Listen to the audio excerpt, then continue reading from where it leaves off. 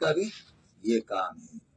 اس لیے میرے بزرگوں اللہ رب العزت نے ہمیں بہت بڑا کام دیا۔ دیکھو آج پوری دنیا حالات کا شکار ہے، ہر آدمی حالات کا رونا رو رہا ہے۔ کسی کو بھی کسی کے پاس بھی آپ بیٹھ جاؤ، اگر کسی کے بارے میں آپ کو یہ خیال ہے کہ یہ تو بہت جو ہے سکھی آدمی ہے، اس کے پاس جا کر کے بیٹھیں گے تو اتنا دکھڑا سنائے گا کہ آپ یوں کہیں گے کہ بھائی بس کر، آپ یہ کہیں گے کہ بھائی بس کر۔ یعنی آج ہر کوئی حالات کا رونا رو رہا ہے۔ اور دوسری بات یہ ہے کہ حالات سے نکلنے کے لیے ہر آدمی کوشش بھی کر رہا ہے کہ میں کسی طرح حالات سے نکل جاؤں۔ آپ پوری دنیا کا سروے کیجئے، ہر آدمی حالات میں گھرا ہوا ہے اور حالات سے نکلنے کی کوشش بھی کر رہا ہے۔ اور ساتھ ہی ساتھ تیسری بات یہ بھی مشاہد ہے کہ جو جتنا نکلنے کی کوشش کر رہا ہے اتنا پھنستا جا رہا ہے، نکل نہیں رہا ہے بلکہ پھنس رہا ہے۔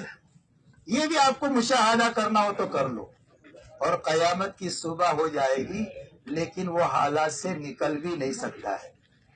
کیوں بھائی؟ اس لیے کہ اس نے جو نکلنے کا راستہ لیا ہے وہ راستہ نکلنے کا نہیں، پھنسنے کا ہے۔ وہ راستہ نکلنے کا نہیں بلکہ کون سا راستہ ہے؟ وہ راستہ پھنسنے کا ہے۔ درمیان میں وہ بات عرض کر دوں جو ابتدا میں نے بات کہی تھی کہ بھئی جو ہے ہم یہاں تقریر اور بیان سنانے کے لیے نہیں بلکہ ایک پیغام جو اللہ کے نبی دے کر کے گئے ہیں، اللہ کرے وہ مجھے سمجھ میں آ جائے اور آپ کی سمجھ میں آ جائے کہ آپ کیا پیغام دے کر کے گئے۔ آپ نے ایک بات اور کہی تھی صحابہ کو، لا تسودوا وجہی یوم القیامہ، لا تسودوا وجہی یوم القیامہ۔ اب اس کا ترجمہ آپ کر لینا، میرے تو بس میں نہیں میں اس کا ترجمہ کروں، میرے بس میں نہیں ہے کہ میں اس کا ترجمہ کروں۔ آپ جو ہے دیکھ لینا اور اس کا مفہوم سمجھنا کہ کیا ہے۔ اس کو خالی سمجھنے کے لیے ایک جو اساتذہ پڑھانے والے ہوتے ہیں، پڑھانے والے جب سال بھر محنت کرتے اپنے طلباء پر، سال بھر محنت کرتے طلباء پر، اور جب سالانہ امتحان ہوتا ہے، سالانہ امتحان، تو اس وقت اپنے بچوں کو کہتے ہیں مارو نوم خراب مت کریو۔ کیا کہتے ہیں؟ تو ایسے مت کہتا۔ جو حساس علماء ہوتے ہیں، جو حساس، وہ امتحان کے موقع پر ان کا بھی پریشر ہائی اوپر نیچے ہوتا ہے۔ کیوں؟ اس لیے کہ خالی بچوں کا امتحان نہیں ہوتا ہے، وہ بچوں کا امتحان ہوتا ہے وہ۔ کیوں بھائی؟ جو پڑھانے والے حضرات وہ جانتے ہیں خالی بچوں کا، طلبہ کا امتحان ہوتا ہے۔ طلبہ کے ساتھ ساتھ مدرس کا بھی امتحان ہوتا ہے یہ، ہاں مدرسین کا بھی امتحان ہوتا ہے کہ سال بھر میں کیا محنت ہوئی ہے۔ تو خیر بہرحال میں یہ کہہ رہا تھا کہ اللہ کے نبی صلی اللہ علیہ وسلم نے یہ پیغام دیا ہے، اللہ کرے مجھے اور آپ کو یہ بات سمجھ میں آ جائے۔ لا تسودوا وجہی یوم القیامہ، میں تمہیں جو کام دے کر کے جا رہا ہوں اس میں کل قیامت کے میدان میں لا تسودوا وجہی یوم القیامہ۔ تو بہرحال یہ آج پوری دنیا حالات کا رونا رو رہی ہے، حالات سے نکلنے کی کوشش کی بھی کر رہی ہے لیکن نکلنے کے بجائے پھنستی جا رہی ہے۔ قیامت کی صبح آئے گی لیکن نکل نہیں سکتی۔ کیوں؟ اس لیے کہ راستہ جو اپنایا ہے وہ نکلنے کا نہیں ہے۔ اس کی مثال تو ایسی ہے جیسے دلدل ہو، دلدل، اس دلدل کے اندر آدمی پھنس جاوے، اب اس سے نکلنے کی کوشش کرے تو جتنا نکلنے کی کوشش کرے گا اتنا زیادہ اس کے اندر پھنستا جائے گا۔ ایسا ہی ہے نا بھائی؟ جو دلدل میں پھنس جاوے تو نکلنے کے جتنے ہاتھ پہ مارے گا اتنا جو ہے اور زیادہ پھنستا جائے گا۔ اس کے نکلنے کا ایک ہی راستہ ہے، اس کے نکلنے کا ایک ہی راستہ ہے، وہ راستہ یہ ہے کہ باہر سے کوئی رسی ڈالے اور وہ رسی پکڑ لے، اس رسی کو پکڑ لے گا تو نکل سکتا ہے ورنہ نکلنے کا کوئی راستہ نہیں۔ ٹھیک اسی طرح دوستوں اور بزرگوں آج پوری دنیا میں کاروباری کاروبار میں پریشان ہے، معاشرتی معاشرت میں پریشان ہے، گھریلو حالات میں جھگڑا ہوا ہے، گھریلو حالات میں پھنسا ہوا ہے، ڈپریشن میں مبتلا ہے، اور گھر کے حالات میں جو ہے جھگڑا ہوا ہے، کاروباری کاروبار کے حالات میں پھنسا ہوا ہے، سماجی حالات میں پھنسا ہوا ہے، ملک والے ملک کے حالات میں پھنسے ہوئے ہیں، الغرض پوری دنیا حالات میں پھنسی ہوئی ہے اور ان حالات سے نکلنے کی کوشش بھی کر رہے ہیں لیکن ہمارے سامنے ہے یہ نکل نہیں پا رہے بلکہ اور زیادہ پھنستے جا رہے ہیں۔ قیامت کی صبح آئے گی یہ ان سے نکل نہیں سکتے ہیں، اس لیے کہ وہ جو راستہ نکلنے کا اپنا رہے ہیں وہ راستہ نکلنے کا نہیں ہے، وہ راستہ پھنسنے کا ہے۔ پھر نکلنے کا کیا راستہ ہے؟ وہ نکلنے کا راستہ ہے وَاعْتَصِمُوا بِحَبْلِ اللَّهِ جَمِيعًا وَلَا تَفَرَّقُوا، وَاعْتَصِمُوا بِحَبْلِ اللَّهِ جَمِيعًا وَلَا تَفَرَّقُوا، یہ نکلنے کا راستہ ہے۔ اللہ تعالیٰ فرماتے میں نے آسمان سے رسی اتاری ہے، اس رسی کو جو مضبوطی کے ساتھ پکڑ لے گا فرمایا وہی حالات سے نکل سکتا ہے، اس کے علاوہ کوئی حالات سے نہیں نکل سکتا ہے۔ اور دنیا کے حالات تو کوئی حالات ہی نہیں ہے۔ جس حالات کا رونا آج دنیا رو رہی ہے یہ حالات تو کوئی حالات ہی نہیں ہے، اس لیے کہ دنیا کی بھوک کیا حال ہے، زیادہ سے زیادہ موت آ جائے گی اور کیا ہوگا۔ دنیا کا سامان کی کمی کا ہونا یہ کیا ہے، پر میں زیادہ سے زیادہ تھوڑی تکلیف ہوگی اور کیا ہوگا، بہت زیادہ حالات ہے موت آ جائے گی اور کیا ہوگا۔ دنیا کے حالات تو کوئی حالات ہی نہیں ہے، اصل حالات تو موت سے شروع ہونے والے ہیں، اصل حالات تو موت سے شروع ہونے والے ہیں، کہ موت کی بارڈر پر جو حالات پیش آنے والے ہیں، جو قرآن بھرا ہوا ہے اور احادیث میں سارا بھرا ہوا ہے، کیا حالات آنے والے ہیں موت کے وقت میں۔ اگر آدمی نے آخرت کی تیاری نہیں کی ہے تو موت اور موت کے بعد کے کیا حالات آنے والے ہیں۔ فرمایا موت اس کی ایسی سخت ہوگی، اس کی روح بدن سے نکلنا نہیں چاہے گی، فرشتے مار مار کر کے اس کی روح کو نکالیں گے، اور پھر کیا ہوگا، آگے کی جتنی منزلیں آنے والی ہیں ہر منزل اس کی سخت سے سخت تر ہوگی۔ موت اس کی سخت، قبر کا کیا حال ہوگا، فرمایا ایک ہی وقت میں اس کو سانپ ڈس رہے ہیں، قبر اس کو بھینچ رہی ہے، فرشتوں کی مار پڑ رہی ہے، اور پھر قیامت کا منظر، یعنی ہر آنے والی گھاٹی اس کے لیے اور زیادہ حالات کو پیدا کرے گی۔ قیامت کا منظر، قیامت کا منظر جس میں اولین اور آخرین جمع ہوں گی، اولین اور آخرین جمع ہے جس میں، اور جس میں براہ راست اللہ سوال کر رہے ہیں، آدمی اس وقت میں اتنا پچھتائے گا کہ اس کے پچھتانے کا کوئی پار نہیں ہوگا۔ پھر قیامت میں جب یہ منظر دیکھے گا تو یوں کہے گا اے اللہ چاہے جہنم میں ڈال دے لیکن یہاں سے تو چھٹکارا ہو جائے، لیکن کیا جہنم بھی کوئی ہنسی کھیل ہے؟ جہنم بھی کوئی ہنسی کھیل ہے؟ جہنم کیا ہے؟ جو اللہ کا جیل خانہ ہے، جیل خانہ ہے، جہاں فرمایا ایک ہی وقت میں آگ ستا رہی ہے، ایک ہی وقت میں بھوک ستا رہی ہے، اور بھوک میں جب کھانا مانگے گا تو کھانا کیا دیا جائے گا، طعاما ذا غصۃ، ایسا کھانا جو گلے میں جا کر کے اٹک جائے گا، اور جب گلے میں جا کے اٹک جائے گا تو پانی پانی پکارے گا، تو وہی یستغیث یغاث بماء کالمہل، تو جب یہ پانی پکارے گا تو پھر کیا دیا جائے گا، تیل کی تلچھٹ کی طرح، اور حمیم کھولتا پانی یہ منہ کے قریب لے جائے گا، اس کا منہ جلس کر کے رہ جائے گا، اور یصب من فوق رؤوسہم الحمیم، سروں پر سے جو وہ بہایا جائے گا، جس کے نتیجے میں اس کی کھالیں ادھیڑ جائے گی اور اس کے اندر کی انتڑیاں پکانے کے راستے سے باہر جائے گی، اور ایک ہی وقت میں اس کو جو چاروں طرف سے یہ حالات تو وہ حالات ہے۔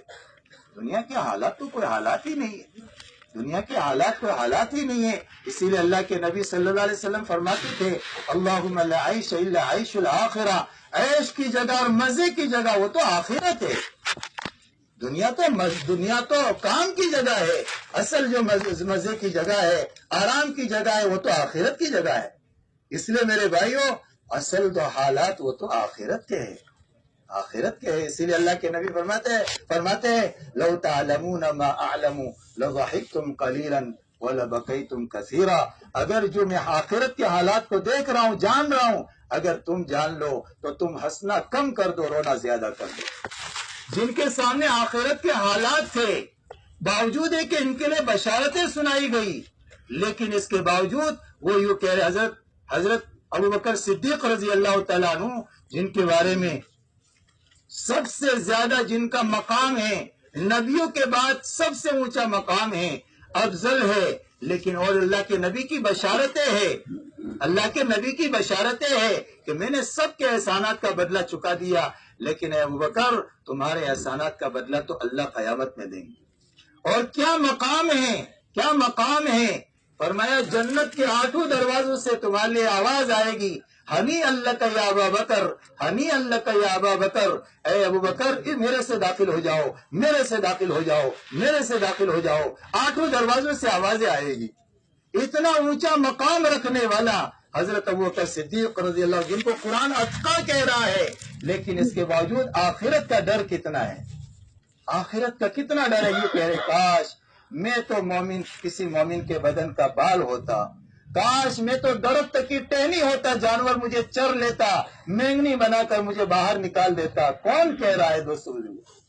جن کے بارے میں حضرت عمر رضی اللہ تعالیٰ عنہ کہہ رہے ہیں کہ ابو بکر تم اپنی ایک رات کی نیکی دے دو، دین کی نیکی دے دو، میں عمر اپنی زندگی بھر کے اعمال دینے کے لیے تیار ہے، زندگی بھر کے اعمال دینے کے لیے تیار ہے۔ کون سی دین کی نیکی، کون سی رات کی نیکی؟ رات غار والی، اور دین جس وقت میں اللہ کے نبی دنیا سے پردہ فرمائے، جس دن آپ دنیا سے تشریف لے گئے، آپ اس وقت میں حوالی میں گئے ہوئے تھے اپنی دوسری بیوی کے پاس میں، پتا چلا کہ اللہ کے نبی دنیا سے تشریف لے گئے۔ آپ تشریف لائے تو صحابہ بیٹھے ہوئے ہیں اور عجیب منظر ہے، تو حجرے میں تشریف لے گئے، چہرے مبارک سے اپنا جو ہے کو چادر ہٹا کر پیشانی پر بوسا دیا، اور بوسا دینے کے بعد یہ فرمایا طیبت حیا وطیبت میتا، آپ جب دنیا میں تھے تب بھی بابرکت تھے، جب دنیا سے تشریف لے گئے تب بھی آپ بابرکت ہے۔ پھر اس کے بعد امت کو سنبھال لیا۔ کیا کام کیا آپ نے؟ امت کو سنبھال لیا۔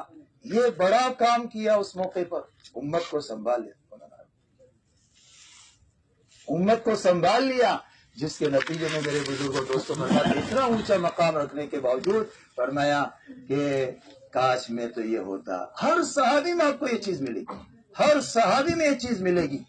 حضرت کوئی بھی صحابی کی زندگی اٹھا کر کے دیکھ لے، اس لیے فرمایا کہ یہ اللہ کے دنیا کے حالات نہیں، اصل حالات تو آخرت کے۔ نکلنے کے لیے کیا راستہ ہے؟ فرمایا وہی واعتصموا بحبل اللہ جميعا ولا تفرقوا، اللہ نے جو آسمان سے رسی اتاری، وہ رسی کون سی ہے؟ قرآن کی رسی ہے، اللہ کے نبی کی زندگی کی رسی ہے، دین کی رسی ہے۔ اب یہ دین دوست بزرگوں آج امت میں کتنا ہے؟ اب یہ رسی پکڑنا آسان ہو، اس کے لیے کیا راستہ؟ اللہ کے نبی صلی اللہ علیہ وسلم جس وقت دنیا میں تشریف لائے اس وقت میں حالات کیسے تھے؟ آپ نے کون سا نسخہ اپنایا، کون سی محنت کی، جس محنت کے نتیجے میں اللہ تعالیٰ نے حالات کو بنا دیا؟ کون سا نسخہ آپ نے اپنایا جس کے نتیجے میں اللہ نے حالات کو بنا دیا؟ جب آپ تشریف لائے تو کیا حالات تھے؟ فرمایا فقر آخری درجے کا ہے، اور ذلت آخری درجے کی ہے، اور اسی طرح جہالت کہ اس زمانے کو زمانے جاہلیت کہا گیا، اور گمراہی کا کیا حال ہے؟ بیت اللہ جیسی جو توحید کا مرکز ہے اس کے اندر 360 بت رکھے ہوئے ہیں، تو پوری دنیا میں جہاں سے توحید سپلائی ہوتی ہے اس مرکز کا یہ حال ہے، تو دنیا کا اندازہ لگا لو۔ تو اللہ کے نبی صلی اللہ علیہ وسلم نے آخر وہ کون سا نسخہ اپنایا کہ جس کے نتیجے میں 23 سال میں اللہ نے حالات کو بنا دیا؟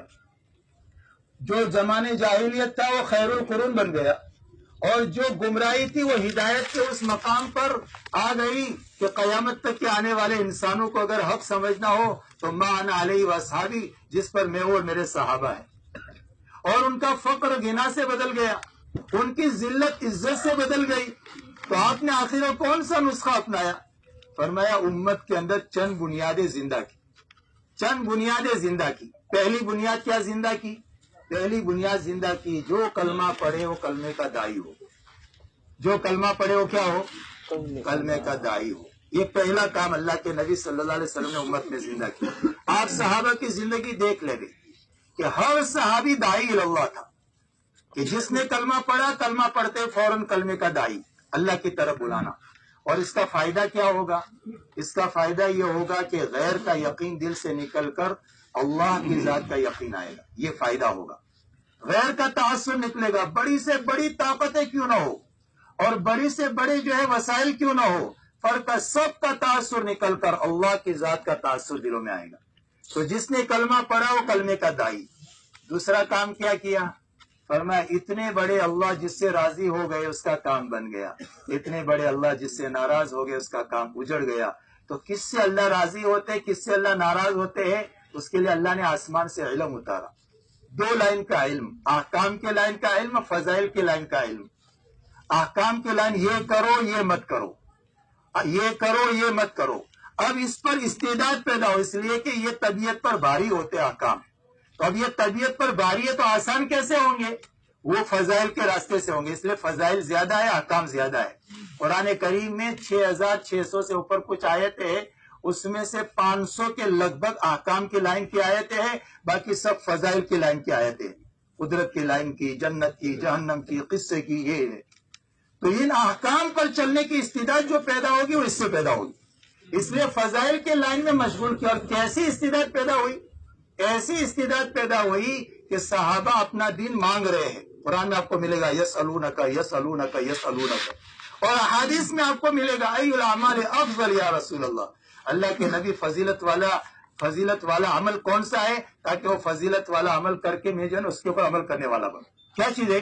اندر استعداد پیدا ہوئی، استعداد، اور فضائل کے راستے سے استعداد پیدا ہوتی ہے، اور اگر فضائل نہ ہو تو گھٹ جاتی ہے، گھٹتے گھٹتے کتنی اتر جاتی ہے کہ پھر آدمی جائز کرنے کے چکر میں ہوتا ہے۔ ہمارے ایک مفتی صاحب تھے، ان سے پوچھا ہے مفتی صاحب آج کل کوئی مسئلے بھی پوچھنے کے لیے آتا ہے؟ بولے ہاں سب جائز کرانے کے لیے آتے ہیں۔ کیا کرانے کا؟ جائز کرانے۔ بولے وہ کیسے؟ بولے آ کر کے پوچھتے ہیں، بولے مفتی صاحب اگر اس کو یوں کرے تو، بولے وہ تو ناجائز ہے، بولے اگر یوں کرے تو، بولے وہ بھی ناجائز ہے، بولے اگر یوں کرے تو، یہ سب یوں کیا ہے یہ؟ یعنی استعداد گھٹ رہی ہے۔ ہاں اگر کوئی محنت میں ہے تو اس کی استعداد بڑھتی ہے، پھر وہ یہ نہیں دیکھتا کہ یوں وہ یوں کہے گا کہ آپ تو ہمیں یہ مسئلہ بتاؤ۔ اسی لیے ایک مفتی صاحب کے پاس میں ایک جو ہے نوجوان گیا، اس نے جو ہے بڑی ڈگری حاصل کی تھی، بڑی ڈگری، لیکن اس کا جو جاب تھا اس ڈگری کے راستے سے اور جاب کے راستے سے جو کمائی تھی وہ ناجائز تھی۔ مفتی صاحب کے پاس میں گیا، جا کر پوچھنے لگا مفتی صاحب اس کا کیا مسئلہ ہے؟ مفتی صاحب نے کہا کہ یہ ہے تو ناجائز لیکن تم ایسا کرو۔ تو کہنے لگا کہ میں آپ سے مشورہ لینے نہیں آیا ہوں۔ وہ کیا کہنے لگا؟ وہ کہنے لگا میں آپ سے مشورہ لینے کے لیے نہیں آیا ہوں، میں آپ سے مسئلہ پوچھنے کے لیے آیا ہوں کہ یہ جائز ہے کہ ناجائز ہے۔ یہ ناجائز ہے تو آپ کھلا کہہ دو کہ ناجائز ہے، میں اس کو چھوڑنے کے لیے تیار ہوں۔ رزق میرا اللہ کے ہاتھ میں، رزق کس کے ہاتھ میں؟ رزق اللہ کے ہاتھ میں۔ مفتی صاحب کی حیرت میں پڑ گئے کہ یہ آدمی کے دل میں کتنا اللہ کی ذات پر اعتماد ہے۔ خیر بہرحال میرے بزرگوں، دوسری بنیاد صحابہ میں اللہ کے نبی نے جو زندہ کی وہ علم کو زندہ کیا، اور اس میں فضائل کے لائن کا علم، جس سے دلوں میں استعداد پیدا ہوتی، حلال پر اور جو فرائض پر چلنے کی استعداد اور حرام سے بچنے کی استعداد، یہ استعداد پیدا ہوتی۔ ہماری جماعت ایک مرتبہ کام کر رہی ہے تو تعلیم کے حلقے میں بیٹھے، عرب جماعت تھی، تو تعلیم میں اپنے ازار کو ٹخنوں سے نیچے لٹکانے کی وعید پڑی۔ تو تعلیم جب ختم ہوئی، تعلیم ختم ہونے کے بعد وہ عرب ساتھی تھا جس کی 60 کی عمر تھی، تو اپنا تعلیم کے بعد کہنے لگا مرشد انی ارید الخیاط، مجھے درزی کا کام ہے۔ تو میں نے پوچھا بھائی کیا کام ہے؟ بولے میرا تعلیم میں ایک بات آئی تھی کہ جس کی سلوار ٹخنوں سے نیچے ہوگی تو اس کی تو وعید ہے، تو میں جا کر کے اپنا یہ جو کرتا یا میرا یہ جو ہے اس کو مجھے کٹوا کر کے مجھے مختصر کرنا ہے۔ کیا چیز آئی پیدا؟ یہ اندر ڈر پیدا ہوا، کیا پیدا ہوا؟ ڈر پیدا ہوا، اور یہ استعداد پیدا ہوئی عمل نوائی سے بچنے کی اور معمورات پر چلنے کی۔ ایسے پھر اور بہت سارے واقعات ہیں، اور جب تعلیم کے حلقوں میں بیٹھتے ہیں اور پھر اس کے بعد میں وعید یا یہ کہ کسی کام کے کرنے کی بات پڑھی جاتی ہے تو دلوں میں استعداد پیدا ہوتی۔ دوسرا کام یہ زندہ کیا۔ تیسرا کام کیا زندہ کیا اللہ کے نبی نے؟ اتنے بڑے اللہ سے تعلق پیدا ہو جائے تو تعلق والے کی تو سنی جاتی ہے، تعلق والے کی تو سنی جاتی ہے، تو اللہ سے تعلق ہو گیا تو سارا کام بن گیا۔ جس کا اللہ، اس کا جس کا رب اس کا سب، جس کا رب نہیں اس کا کچھ بھی نہیں۔ تو رب والا بننے کا راستہ کیا ہے؟ اس سے تعلق پیدا کیا جائے۔ تعلق پیدا کرنے کے لیے عبادت بتائی، عبادت، ذکر، تلاوت۔ یہ قرآن صحابہ کے لیے کیا تھا؟ ورنہ رات میں ذکر تھا، دن میں علم تھا۔ رات میں نماز کے اندر قرآن کی تلاوت کے ذریعے سے لذت حاصل کرتے تھے، ذکر ہوتا تھا رات میں، اور دن میں کیا ہوتا تھا؟ دین میں ان کے لیے علم ہوتا تھا، اس کی رہبری ہوتی تھی، اسی کی روشنی میں کام کرتے تھے اور اپنی زندگی گزارتے تھے۔ تو یہ تیسرا کام امت نے زندہ کیا، عبادت۔ اور چوتھا کام کیا زندہ کیا؟ اور میں چوتھا کام خدمت اور اخلاق کے ذریعے سے امت کو ایک کر دیا، خدمت اور اخلاق کے ذریعے سے۔ جتنے جاہلیت کے نعرے تھے سب کو اپنے پیروں تلے دبا دیے. یہ میری رنگ کا ہے، میری قوم کا ہے، میری زبان کا ہے، میرے علاقہ کا ہے، یہ ساری چیزوں کو جو ہے اپنے پیروں تلے دبا دیا. اور جس نے بھی کلمہ پڑھا وہ ایک، انما المؤمنون اخوہ، آپس میں بھائی بھائی ہے. اور کل جسد واحد، ایک جسم کی طرح، کل بنیان یشد بعضہ بعض، فرمایا کہ ایک عمارت کی طرح ہے، جیسے ایک اینٹ دوسری اینٹ کے ساتھ جڑ جاتی ہے اور پوری عمارت مضبوط ہو جاتی ہے. اب پہلوان مل کر کے اگر مکے ماریں گے فرمایا دیوار کو کچھ نہیں ہوگا، ان کو اپنی ذات کو ہوگا. ایسے ہی فرمایا امت کو ایک بنایا اخلاق کے راستے سے اور خدمت کے راستے سے. فرمایا 4 بنیادیں امت میں زندہ کی. فرمایا جس کے نتیجے میں تھوڑے سے عرصے کے اندر ایسا بہترین مجموعہ بھی تیار ہو گیا اور آسمان سے قرآن اور دین بھی اتر گئے. یہاں استعداد پوری ہو، یہاں استعداد کی محنت ہو رہی تھی، استعداد پوری ہوئی، وہاں دین مکمل ہوا. اور یہ مجدہ سنایا گیا، الیوم اکملت لکم دینکم واتممت علیکم نعمتی ورضیت لکم الاسلام دینا. فرمایا یہاں استعداد پوری ہوئی، یہاں دین پورا ہوا اور کامل اور مکمل دین عملی طور پر جو ہے صحابہ کے اندر، کہ جس کے اندر ایسا پاکیزہ مجموعہ ہے جس میں مرد بھی ہے، عورتیں بھی ہے، جوان بھی ہے، بوڑھے بھی ہے، ہر طرح کا مجموعہ ہے. اور ایسا پاکیزہ کہ 100% ان کی زندگی میں دین ہے اور دین میں اللہ نے کشش رکھی ہے. فرمایا کہ جس کے نتیجے میں اگر کوئی جو ہے دین کو سمجھنا چاہے، صحابہ کرام رضی اللہ تعالیٰ عنہ اجمعین کے زمانے میں کہ جو وفود آتے تھے وہ وفود صحابہ کے درمیان میں 2-3 دن رہتے تھے اور ان کو جو ہے کامل مکمل جو ہے دین کی بصیرت حاصل ہو جاتی تھی. بغیر جو ایمان والے ہوتے تھے ان کو ایمان نصیب ہو جاتا تھا. کیوں؟ اس لیے کہ جس چیز کی دعوت دی جا رہی تھی وہ ان کی زندگیوں میں تھی. جس چیز کی دعوت دی جا رہی تھی ان کی زندگیوں میں تھی. اور اسلام میں تو کشش ہے، اسلام میں جاذبیت ہے، اسلام کے اندر جو ہے کھچاؤ ہے. جب یہ زندگیوں میں آتی ہے تو اپنے آپ دوسروں کو کھینچتے ہیں. تو یہ عملی طور پر اللہ کے نبی صلی اللہ علیہ وسلم نے یہ بنیادی طور پر امت میں زندہ کی اور عمومی انداز کی محنت ہوئی. فرمایا جب عمومی انداز کی محنت ہوئی اس کے نتیجے میں 3 بڑے بڑے فائدے ہوئے. پہلا فائدہ یہ ہوا کہ دین جو ہے یہ دوسروں کے اندر بھی پھیل رہا تھا اور غیر جو ہے دین کی طرف، ایمان کی طرف، اسلام کی طرف یہ جو ہے جھک در جھک آ رہے تھے. یہ پہلا فائدہ. دوسرا فائدہ دین کامل اور مکمل مسلمانوں کی زندگی میں تھا. اور تیسرا فائدہ یہ حقیقت والا دین زندگیوں میں تھا. یہ 3 بڑے بڑے فائدے تھے. لیکن عمومی انداز کی محنت چھوٹی، ہر زمانے میں دعوت کا کام رہا، لیکن عمومی انداز کی جو محنت چھوٹی اس کے نتیجے میں 3 بڑے بڑے نقصان ہوئے. پہلا نقصان کیا ہوا؟ پہلا نقصان یہ ہوا کہ جو دین کی طرف آ رہے تھے ان کا آنا بند ہوا. ان کا آنا بند ہوا، پہلا نقصان. دوسرا نقصان کیا ہوا؟ مسلمانوں میں سے دین گھٹنا شروع ہوا.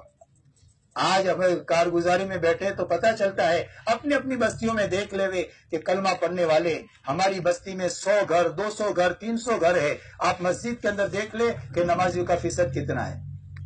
20%، 30%. یہ کیا ہے؟ کلمہ والا ہے، ایمان والا ہے، مسلمان ہے، لیکن کلمے کے بعد سب سے بڑا فریضہ فرمایا وہ زندگیوں میں نہیں ہے. جب نماز نہیں ہے تو بقیہ دین کا اندازہ لگا لو. تو دوسرا نقصان کیا ہوا؟ دوسرا نقصان یہ ہوا کہ زندگیوں میں سے اعمال چھوٹنے لگے. تیسرا نقصان کیا ہوا؟ کچھ اعمال ہے وہ حقیقت سے خالی ہو گئے، اس میں حقیقت نہ رہی. لیکن دوستو بزرگوں، نا امید ہونے کی بات نہیں ہے. ہاں، ہمارے دین میں نا امیدی ہے ہی نہیں. اللہ بہت بڑے ہے، اللہ بہت بڑے ہیں، اللہ رب ہے. اور رب اس کو کہتے ہیں کہ جس وقت میں جس چیز کی ضرورت ہوتی ہے اللہ اس کو وجود دے دیتے.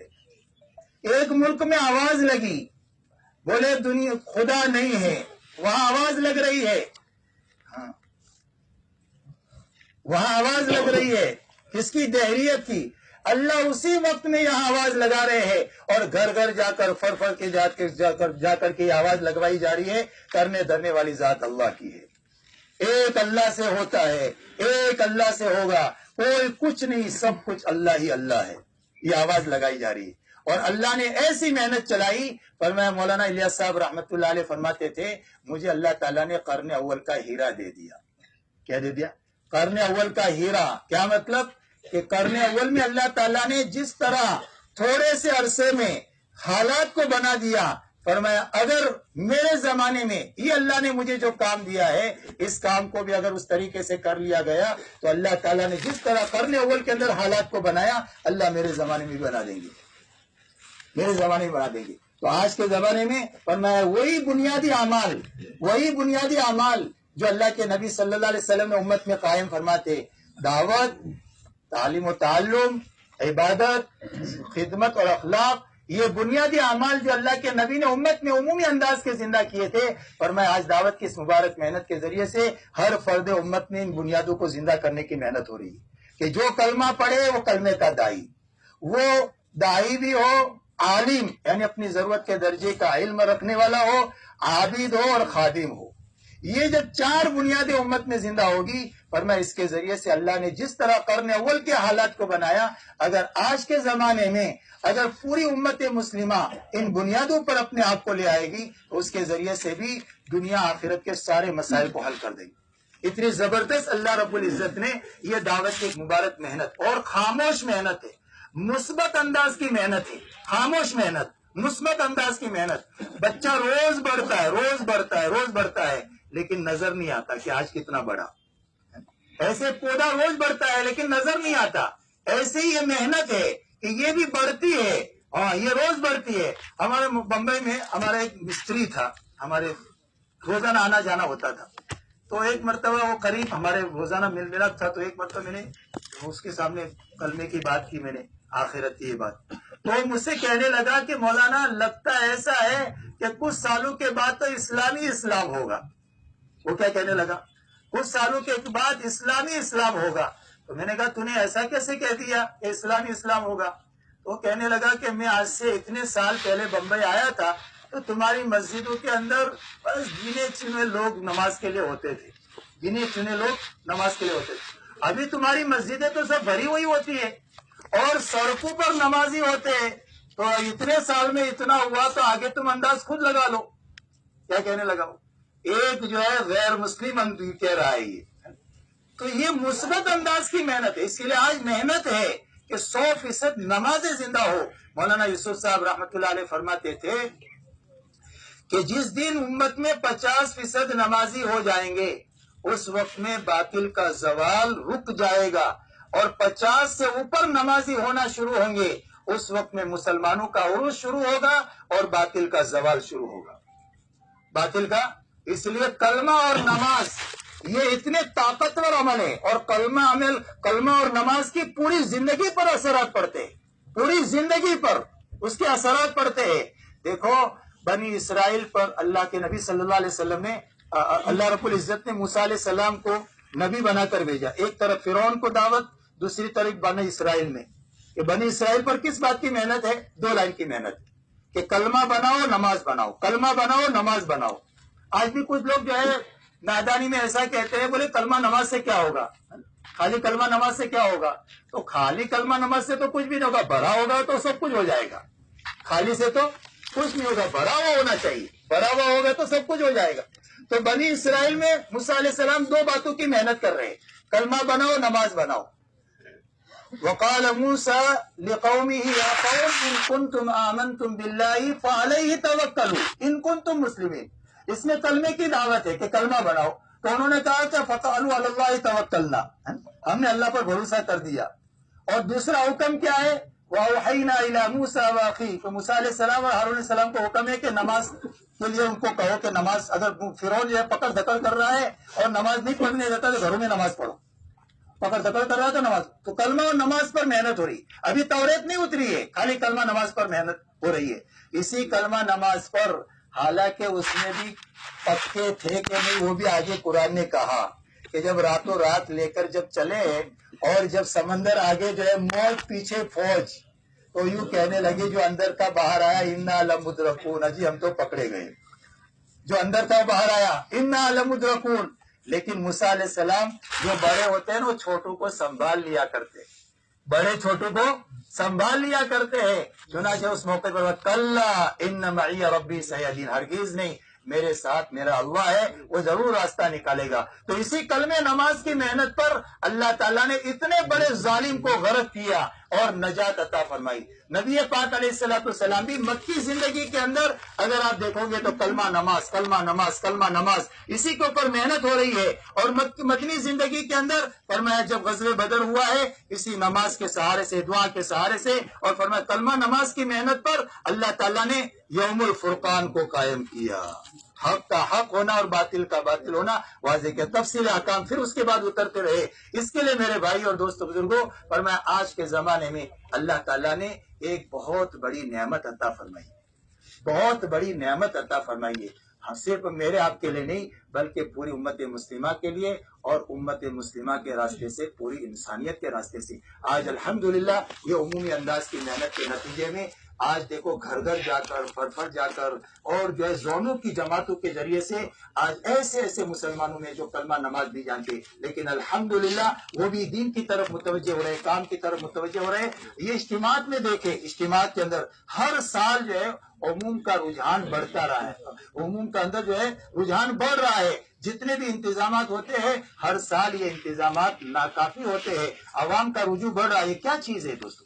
یہ کیا چیز ہے؟ وہ ایک خاموش محنت ہے، یہ مثبت انداز کی محنت ہے جس کو مولانا انعام الحسن صاحب رحمۃ اللہ علیہ فرماتے تھے، فرمایا کام کی سادگی کا پردہ پڑا ہوا ہے اور لوگ اسی سے دھوکہ کھا رہے ہیں۔ کام کی سادگی کی وجہ سے لوگ کیا کھا رہے ہیں؟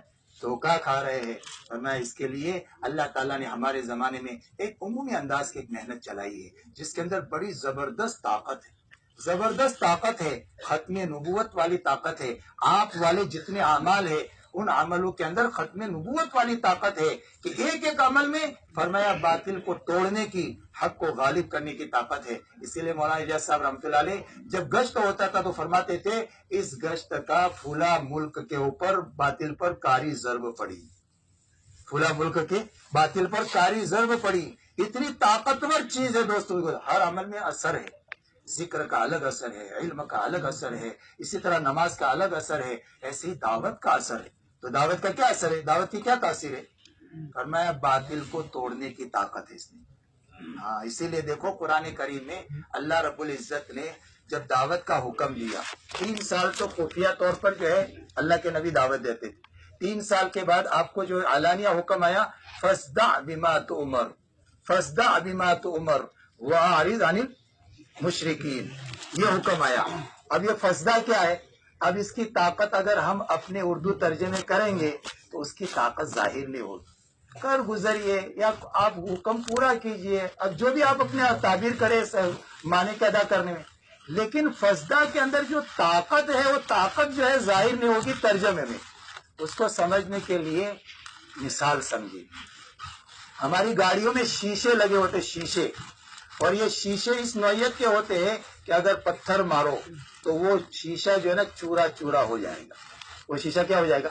چورا چورا ہو جائے گا۔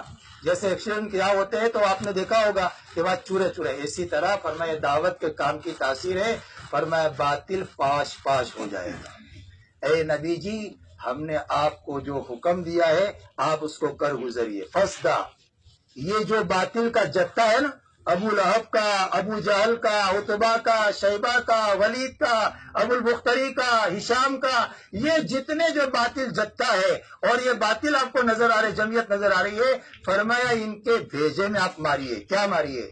یا ایھا الناس قولوا لا الہ الا اللہ تفلحوا، کوئی کرتا درتا نہیں، کرنے دھرنے والی ذات ایک اکیلے اللہ کی ہے، اس کو مان لو، اس کی مان لو، کامیاب ہو جاؤ گے۔ اگر اس کو نہ مانا، اس کی نہ مانی تو تمہارا بیڑا غرق ہو جائے گا۔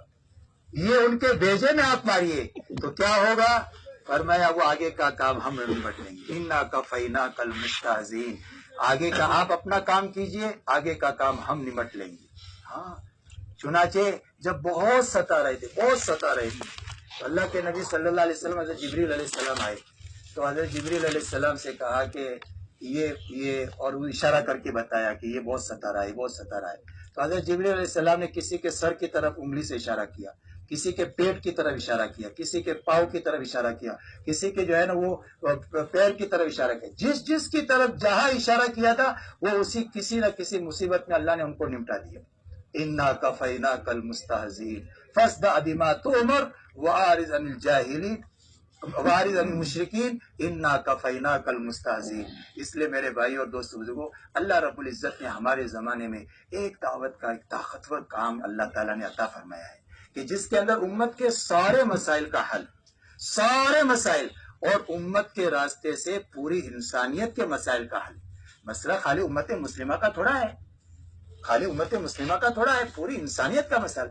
آپ دیکھیں پوری دنیا میں انسانیت سسک رہی ہے اور انسانیت جو ہے یہ پریشان ہے، اور اپنی پریشانی کو دور کرنے کے لیے نہ معلوم کیسے کیسے راستے اپنا رہی ہے۔ ان راستوں سے بھی ان کو مسائل کا حل نظر نہیں آتا، تو آخر میں وہ خودکشیاں کر رہے۔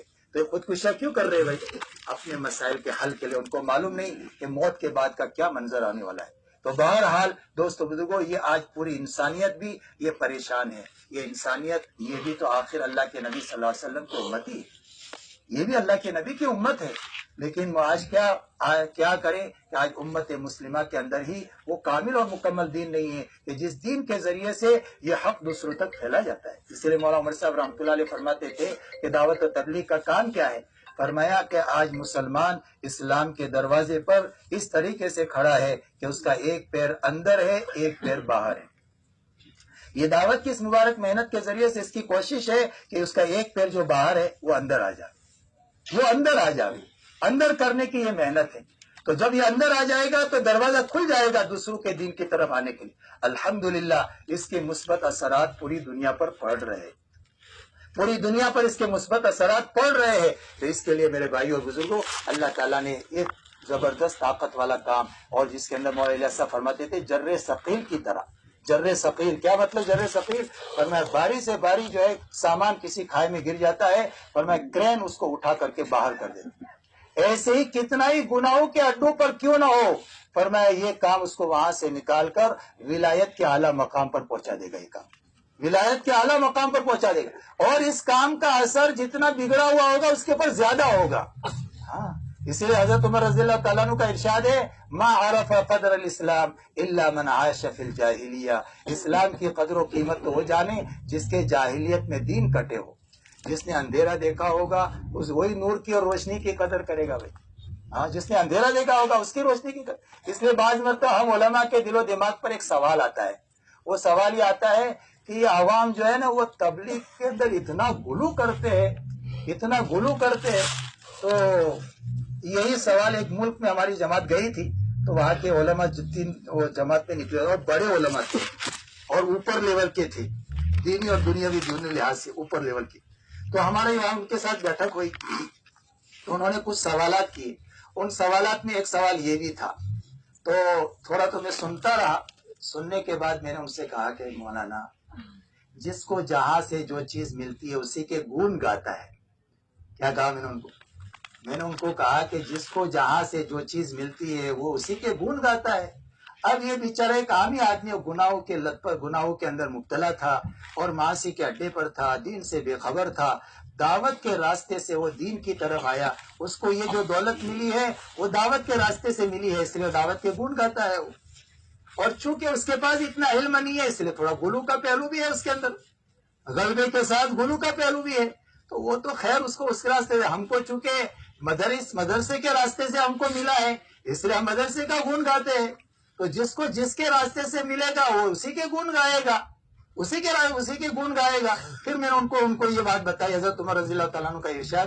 میں نے کہا حضرت عمر رضی اللہ تعالیٰ عنہ کا ارشاد ہے ما عرف قدر الاسلام الا من عاش فی الجاہلیہ، اسلام کی قدر و قیمت تو وہ جانے جس کے جاہلیت میں دین کٹے ہو۔ اب ان کے جاہلیت میں دین کٹے، وہ اللہ کے راستے میں نکلے اور مسجد والے ماحول میں رہے، تعلیم کے حلقے میں بیٹھے، گشت کیا، ملاقاتیں کی، اور ان کے اندر یہ دینی بیداری روشنی آئی۔ اب وہ اس کے گن گاتے ہیں۔ ان کے لیے تو یہ بہت بڑی چیز، اور ہے ہی بڑی چیز، ہے بھی بڑی چیز یہ تو بہرحال، لیکن ہے کچھ جو ہے افراط تفریط۔ تو افراط تفریط کے ذمہ دار کون؟ پھر میں نے ان کو کہا افراط تفریط کے ذمہ دار ہم ہیں، افراط تفریط کے ذمہ دار ہم ہیں کہ ہم نے جو ہے ان کے ساتھ میں مل کر کے ہم نے ان کے ساتھ جو ہے عملی شرکت اگر اس طریقے سے کر لے، اور معتد بھی ہی علماء کا طبقہ اگر اس کام میں لگ جائے، تو فرمایا کہ معتد بھی ہی عملہ ملنے کے عملی شرکت کے نتیجے میں فرمایا جو افراط تفریط ہے، جو جھول ہے، وہ جھول اپنے آپ دور ہو جائے گا۔ ہاں، لیکن اس میں کمی اور اس میں جو قصور فرمایا ان کا بھی ہے، لیکن اس کے بعد میں میرا آپ کا بھی ہے۔ کس کا ہے؟ میرا آپ کا بھی ہے کہ اگر ہماری عملی شرکت ان کے ساتھ میں رہی، ہمارا ان کے ساتھ چلنا پھرنا رہا، اور ہم نے عملی شرکت رہی، اور ہم نے اس کام کو سمجھا اور سمجھ کر کے ہم نے اس کام کو اس طریقے سے کرنا، تو انشاءاللہ یہ کام صحیح شکل سے امت میں جائے گا۔ صحیح شکل سے جائے گا. اور سیرت کی روشنی میں کما آتا ہوں علماء ہی سمجھ سکتے ہیں. لیکن بھائی سمجھنے کے لیے چونکہ اس کام کا گہرا تعلق نقل و حرکت سے. اگر کوئی آدمی یہ سمجھے کہ میں کتاب پڑھ کر کے اس کام کو سمجھ لوں اور سیرت پڑھ کر کے میں خالی اس کام کو سمجھ لوں تو ٹھیک ہے، اس کا ذہن تو صاف ہوگا، لیکن کام کا انشراح اور کام کا انبساط اور کام کے اندر کی وہ طاقت، فرمایا وہ تو اس وقت تک نہیں ملے گی جب تک عملی طور پر اس کے اندر چل کر کے وہ انشراح اس کو نہیں ملے گا. جبکہ عملی طور پر اس کے اندر شرکت ہوگی اور جب اس گھاٹیوں سے گزرے گا، اس میدان سے گزرے گا. کیوں؟ اس لیے کہ اس کام کا گہرا تعلق. معاذ فرماتے تھے میں اس کام کو کار نبوت یقین کر کے کر رہا ہوں. تو کار نبوت ہے، تو جب کار نبوت ہے تو اللہ کے نبی کے اس کام کے اندر زیادہ سے زیادہ جو ہے نقل و حرکت ہے. کیا ہے؟ نقل و حرکت ہے. اس کام کا زیادہ تر تعلق نقل و حرکت سے. آپ مکی زندگی دیکھ لیں تو مکی زندگی میں اللہ کے نبی کبھی بازار عکاظ میں ہے، کبھی مجنہ میں ہے، کبھی مینا میں مزدلفہ میں ہے، کبھی وہاں جو ہے قبیلے آ رہے ہیں قبیلوں کے پاس میں ہے، کبھی اس کے پاس، کبھی اس کے پاس، کبھی طائف میں. پھر اس کے بعد مدینہ منورہ تشریف لے گئے تو مدینہ منورہ میں آپ دیکھیں گے کہ مدینہ منورہ میں کبھی آپ بدر میں ہے، کبھی احد میں ہے، کبھی حنین میں ہے، کبھی آپ خندق میں ہے، کبھی آپ جو ہے تبوک میں ہے. الغرض آپ کی پوری زندگی ایک نقل و حرکت والی نظر آئے گی. تو یہ نقل و حرکت کے میدان میں ہم جائیں گے تو یہ کام سمجھ میں آئے گا. ہاں سمجھ میں اور ماننے میں، اور وہ تو کتاب پڑھ لی تو ایک انسیت تو ہو جائے گی، لیکن اس کے ساتھ ایک جو ہے جس کو انشراح کہتے ہیں، فرمایا کہ اندر کی بصیرت کہتے ہیں، اندر کی حکمت کہتے ہیں، فرمایا وہ تو جب عملی میدان میں جب چلیں گے پھریں گے اس وقت میں یہ بات سمجھ میں آئے گی. اس کے لیے علماء حضرات کو کہا جاتا ہے کہ سال بھر اللہ کے راستے میں چل پھر کر کے اس کو جو ہے بہت اندر سے دیکھنے کی کوشش کرے، اور جو آدمی جتنا اوپر کی استعداد کا ہوگا اسی کے اعتبار سے اس سے فائدہ اٹھائے گا، اسی کے اعتبار سے فائدہ اٹھائے گا. بھائی سمندر ہے، اس سمندر کے اندر کچھ لوگ مچھلی نکالتے ہیں اور کچھ لوگ اس کے اندر ہیرے جواہرات نکالتے ہیں. تو جو جتنی استعداد والا ہوگا اسی کے اعتبار سے اس سے فائدہ اٹھائے گا. تو یہ اس کام کے اندر نقل و حرکت ہے، اور فرمایا نقل و حرکت میں برکت ہے.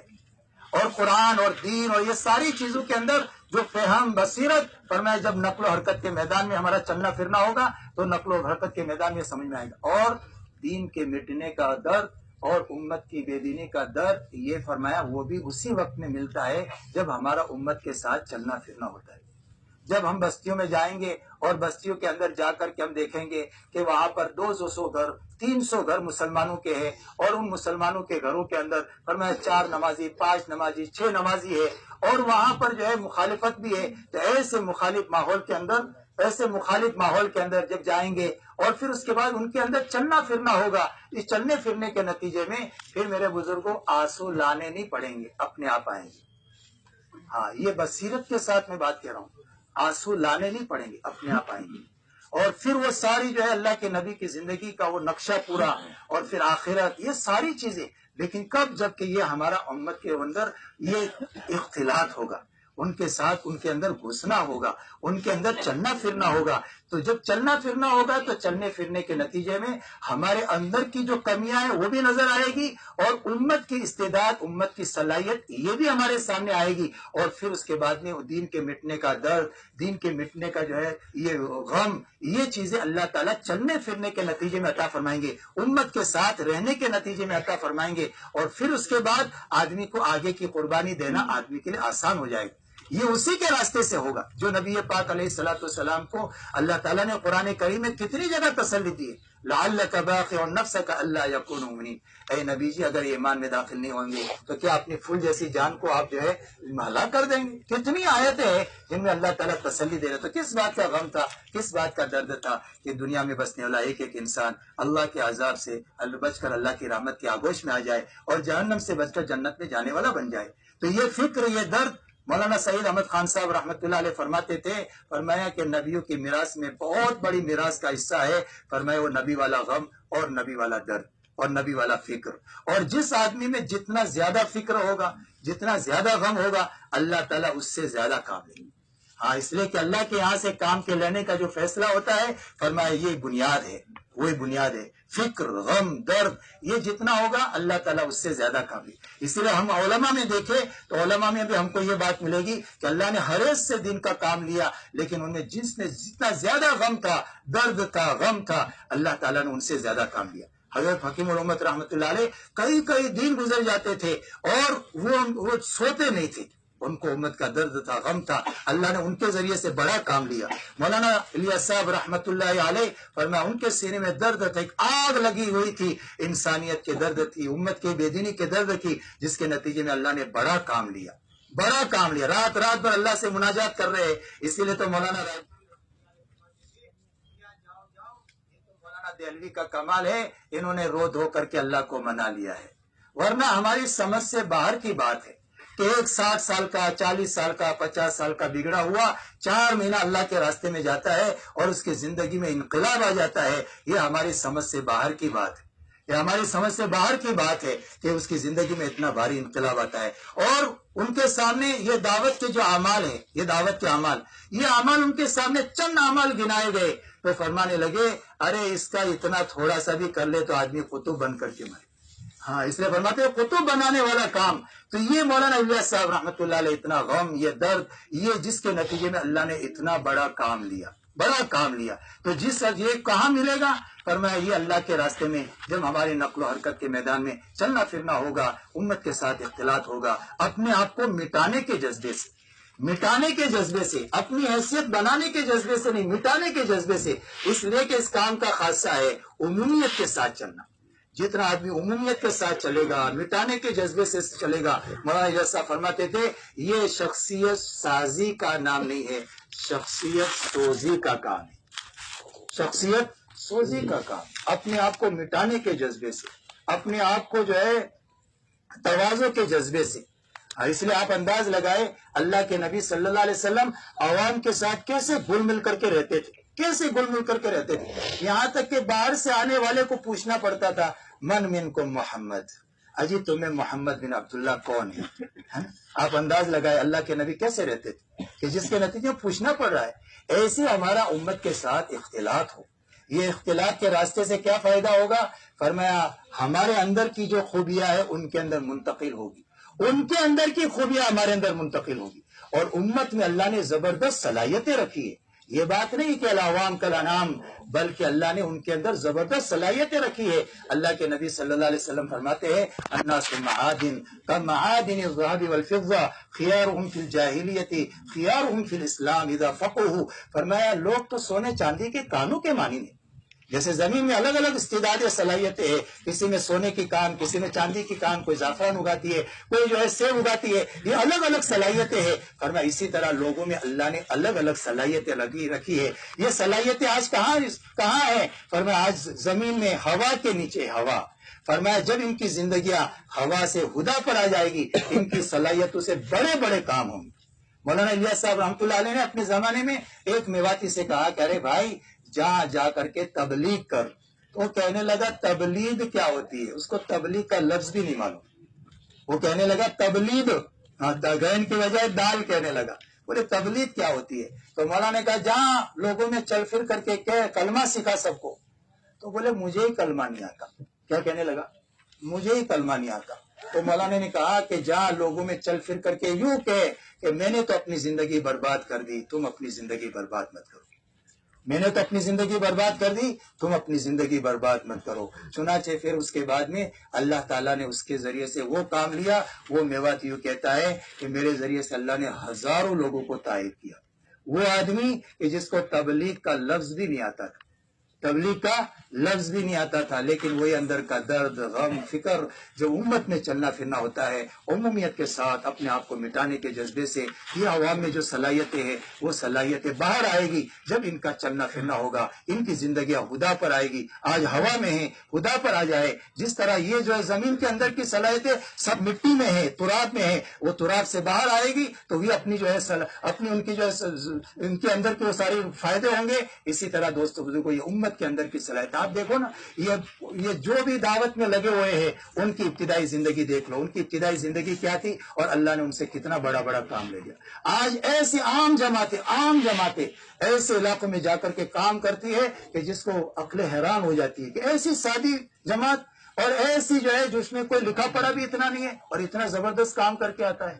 تو یہ دوست بزرگوں اللہ نے ہمارے زمانے میں ایسی طاقتور محنت عطا فرمائی ہے. اگر پوری امت نے مل کر کے اس کام کو کر لیا, اللہ تعالیٰ تھوڑے سے عرصے میں صرف مسلمانوں کے حالات نہیں بلکہ پوری انسانیت کے حالات کو اللہ بنا دے, پوری انسانیت کے حالات بنا. اور وہی 3 باتیں جو کرنے اول میں نے شروع میں کہی, وہ 3 باتیں اللہ اپنی قدرت سے اس کو ظاہر کریں گے کہ ایک تو لوگ جوک در جوک دین کی طرف, اسلام کی طرف آنے لگیں گے اور 100% دین آئے گا اور حقیقت والا ہوگا جس کے ذریعے سے اللہ یہ ساری چیزوں کو وجود دیں گے.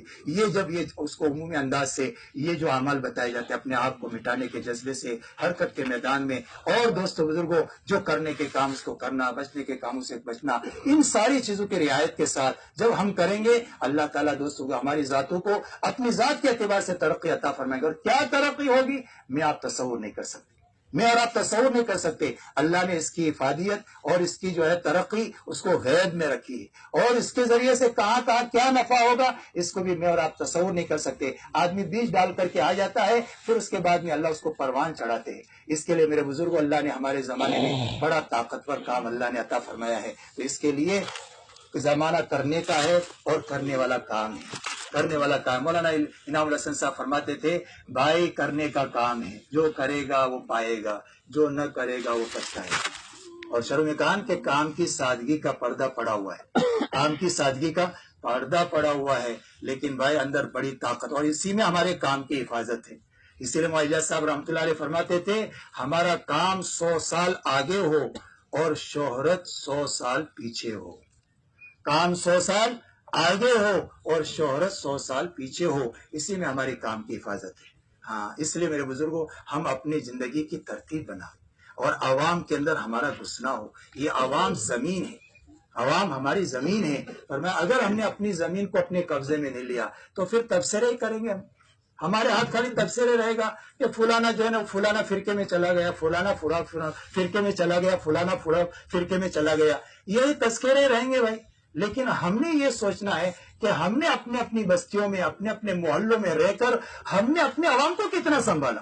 مولانا یوسف صاحب رحمۃ اللہ علیہ فرماتے تھے کہ باطل اس وقت میں اس بات کی محنت کر رہا ہے کہ عوام کو اور علماء کو کیسے توڑا جائے, اس لیے کہ عوام کے دین کی سلامتی علماء کے ذریعے سے, اور عوام اپنے علماء کے لیے سب کچھ قربان کرنے کے لیے تیار ہے. اب یہ عوام کو اور علماء کو کیسے توڑا جائے اس کے لیے وہ پلاننگ کرتے ہیں, اس کے لیے منصوبے بناتے ہیں. جب علماء کے تعلق سے عوام کو بدظن کر دیا پھر انہی عوام کے ذریعے سے علماء کا جو کرنا ہوگا کریں گے. اور فرماتے تھے کہ اس وقت میں اللہ نے جو دعوت کا کام عطا فرمایا ہے, فرمایا عوام اور علماء کو جوڑنے والا اور ان کی ساری باطل اسکیموں کو اور ان کے سارے منصوبوں کو خاک میں ملانے والا یہ کام ہے. اب آپ خود ہی سوچئے کہ اگر یہ ہمارا الحمدللہ اس وقت میں ہر جگہ یہ مسجد کی جماعت بنی ہوئی ہے, اگر ہمارے عوام اور علماء کام کرنے والا عملہ اور علماء اپنی مسجد کے اطراف میں جتنے مسلمانوں کے مکانات ہیں, اگر ایک ایک مسلمان کے مکان کو ٹارگیٹ بنا کر, ایک ایک مسلمان کو ٹارگیٹ بنا کر ان کے پاس جا کر دین کا نفع, بے دینی کا نقصان, اے اللہ کی معرفت, جو شروع میں نے باتیں کی, اگر اس طریقے سے اگر ہم نے اپنے عوام کو سنبھال لیا, بتاؤ عوام کا دین سنبھل جائے گا کہ نہیں سنبھل جائے گا؟ پھر وہ کسی کو قبول کرے گا, کسی کو قبول کرے گا؟ یہ جو ہے جیسے ہماری زمین ہے, اگر ہم نے اپنی زمین کو قبضے میں نہیں لیا تو ہر کوئی اس کے اوپر قبضہ کر لے گا. ہماری جو ہے عقل مندی سمجھداری کی بات یہ ہے کہ ہم اپنی زمین کی باؤنڈری اور اپنی زمین کا جو ہے یہ اس کا حد قائم کر دے اور اس کو اپنے قبضے میں لے لے تاکہ اس کے اوپر کوئی قبضہ نہ کرے. تو اسی طریقے سے اپنی اپنی مسجد کے سطح پر اپنے جو ہے دیہاتوں میں جہاں جہاں پر بھی مسلمان ہیں, اگر علماء اور کام کرنے والے یہ سب مل کر کے اپنے عوام پر محنت کر لیں گے, انشاءاللہ ان کا دین سلامت رہ جائے. اور کیسا سلامت رہے گا؟ فرمایا اگر اس کے پاس میں اگر کوئی بھی اگر ایسی بات کہے گا تو وہ کبھی بھی قبول نہیں کرے گا. میں اپنے مسجد کے امام صاحب سے پہلے پوچھوں گا, میں اپنے عالم صاحب سے پوچھوں گا، اس لیے کہ عالم کا اور عامی کا اتنا گہرا تعلق ہے کہ جس گہرے تعلق کے نتیجے میں اپنے زندگی کے ہر مسئلے میں وہ اپنے عالم سے پوچھ رہا ہے، وہ کبھی بھی باطل کی دعوت پر اور دوسرے کی بات کو قبول نہیں کرے گا۔ اگر ہم نے اس طریقے سے کر لیا تو عوام اور علماء کا جوڑ اور ربط ہوگا اور اس کے ذریعے سے عوام کا دین محفوظ ہو جائے گا۔ اور بزرگوں اور دوستوں، اگر ہم نے یہ نہ کیا تو پھر تبصرے ہی تبصرے رہیں گے، تذکرے ہی تذکرے رہیں گے کہ فلانا فلاں فرقے میں چلا گیا، فلانا فلاں فرقے میں چلا گیا۔ دوستوں کو یہ مسئلے کا حل نہیں ہے، یہ مسئلے کا حل نہیں ہے۔ مسئلے کا حل اللہ تعالیٰ نے ہمارے زمانے میں اس کام کو چالو کیا ہے جس کے اندر صرف مسلمانوں کا نہیں بلکہ پوری انسانیت کے دنیا آخرت کے سارے مسائل کا حل ہے۔ تو اس کے لیے بھائی یہ پورا مجمع بیٹھا ہوا یہ جو ہے طے کرے کہ اللہ تعالیٰ نے ہمارے زمانے میں یہ کام چلایا ہے، اس کام کے ساتھ ہماری عملی شرکت ہو۔ دیکھو دوستوں بزرگوں، کوئی شعبہ چھڑایا نہیں جاتا۔ جب ایک تاجر سے تجارت نہیں چھڑائی جاتی، ایک مزدور سے مزدوری نہیں چھڑائی جاتی، اور ایک تاجر اپنے زارے سے زراعت نہیں چھڑائی جاتی، تو اب پھر اب انداز لگاؤ یہ علم جو ہے یہ تو نبوت کے کاموں کی کڑیوں میں ایک کڑی ہے، تو جو پڑھنے پڑھانے میں لگے ہوئے ہیں ان سے اس کام کو کیسے چھڑایا جائے گا؟ چھوڑنے کو نہیں کہا جاتا بلکہ اس بات کی دعوت دی جاتی ہے کہ بھائی جس طرح مزدور اپنی مزدوری میں سے وقت نکالتا ہے، ایک تاجر اپنی تجارت میں سے وقت نکالتا ہے، ایک کاشتکار اپنی کاشتکاری میں سے وقت نکالتا ہے، ایسے ہمارے وہ علماء حضرات کہ جو کسی بھی دینی شعبے میں ہیں ان دینی شعبوں میں سے بھی اپنا وقت نکالے تاکہ اس وقت نکالنے کے نتیجے میں یہ فرمایا کہ علماء اور عوام کا ربط ہوگا، اور یہ جو میں نے شروع میں کہا افراد تفریق یہ اپنے آپ دور ہو جائے گی، جس کو مولانا الیاس صاحب رحمۃ اللہ علیہ اپنے آخری ایام یہ کہا کرتے تھے، فرمایا امت تو آ رہی ہے سنبھالنے والے نہیں آ رہے۔ اور مولانا ابو الحسن علی راتبی رحمۃ اللہ علیہ جب پوچھا کیسی طبیعت ہے، فرمایا تمہارا ہی بیمار کیا ہوا ہوں، اگر تم آ جاؤ تو میں اچھا ہوں، اگر تم آ جاؤ تو میں اچھا ہوں۔ اس لیے میرے بزرگوں ہم سب کی یہ ذمہ داری ہے، یہ کوئی تبلیغی جماعت کا کام نہیں ہے اور مولانا الیاس صاحب رحمۃ اللہ علیہ کا کام نہیں ہے، تو ان کی سعادت کی بات ہے کہ اللہ نے ان کو اتنے بڑے کام کے لیے استعمال کر لیا، ورنہ دوست بزرگوں یہ ہمارے ختم نبوت کا جو عقیدہ ہے اس عقیدے کا عملی ثبوت ہے، اس عقیدے کا عملی ثبوت ہے۔ سارے فتنوں کا سد باب رکھا ہے اللہ نے، سارے فتنوں کا سد باب رکھا ہے، جیسے کہا نا خاموش محنت ہے، مثبت انداز کی محنت ہے، پتہ نہ چلے اور یہ اپنا کام کرتا جائے گا۔ اس کے لیے میرے بزرگوں ہر ساتھی اس بات کی نیت ارادہ کرے کہ ہم جس شعبے میں بھی رہ رہے ہیں اس شعبوں کو بھی اچھی طریقے سے سنبھالنا، مدارس کے اندر بھی مولانا یوسف صاحب رحمۃ اللہ علیہ فرماتے تھے علماء کے ذمہ دو کام ہیں، ایک کام یہ ہے کہ بہترین علماء راسخین، علماء ربانیین پیدا کریں، ہاں اس کو بھی کرنا ہے اپنے اپنے دائرے میں، جہاں پر ہم مکاتب کا نظام ہو یا مدارس کا نظام ہو وہاں پر خوب محنت کرے اور اپنے ماتحت پڑھنے والے طلبہ کے اوپر ان کی صلاحیتیں برابر ہو، اس کی محنت کرنا کہ علمی رسوخ و سطحیت نہیں بلکہ علم کے اندر گہراؤ آنا چاہیے، یہ چیز اپنے اپنے دائرے میں ایک تو اس کی محنت کرنا ہے، دوسرا کام فرماتے تھے کہ یہ دین امت کے تمام طبقات میں جائے، یہ بھی علماء کا کام ہے، یہ بھی علماء کا کام ہے۔ تو اب یہ ہر ایک کے اندر پہنچانے کا کیا راستہ ہے؟ اس کے لیے اللہ تعالیٰ نے ہمارے زمانے میں یہ کام چلایا ہے کہ جس کے نتیجے میں ساری چیزیں وجود میں آئے گی۔ اس کے لیے سب حضرات تیار ہے بھائی؟ کون کون تیار ہے؟ سب تیار ہے ماشاءاللہ۔ اب اس کے لیے پہلا جو ہے سال ہے، کہ سال جو ہے لگانے سے جب امت کے تمام طبقات میں چلنا پھرنا ہوگا، اسی طریقے سے جو ہے سارے موسموں میں چلنا ہوگا، تو اس کے نتیجے میں ہمارے اندر حکمت آئے گی، جفا کشی آئے گی، اسی طرح دین کی بصیرت آئے گی، امت کو دینے کا سلیقہ آئے گا، بہت ساری چیزیں اللہ تعالیٰ عطا فرمائیں گے۔ اب آپ کے ذہنوں میں اور علماء کے ذہنوں میں عام طور سے سوال آتا ہے کہ بھئی عوام کے لیے 4 مہینہ اور علماء کے لیے سال، تو ہمارے بزرگوں نے الگ الگ جوابات دیے۔ مولانا یونس صاحب پونا والے فرماتے تھے کہ بھائی عوام کا کام ہے چلنا، اس کے لیے ان کے لیے تو 4 مہینہ کافی ہے، علماء کا کام ہے چلانا، اس کے لیے ان سے سال مانگا جاتا ہے۔ اور مولانا عمر صاحب رحمۃ اللہ علیہ فرماتے تھے کہ بھائی گوشت اور سبزی پکانی ہو تو گوشت پکنے میں کتنا ٹائم لگتا ہے اور سبزی پکنے میں کتنا ٹائم لگتا ہے؟ کیوں بھائی گوشت پکنے میں کتنا ٹائم لگتا ہے؟ زیادہ لگتا ہے، سبزی پکنے میں کم لگتا ہے، لیکن لذیذ کیا ہے؟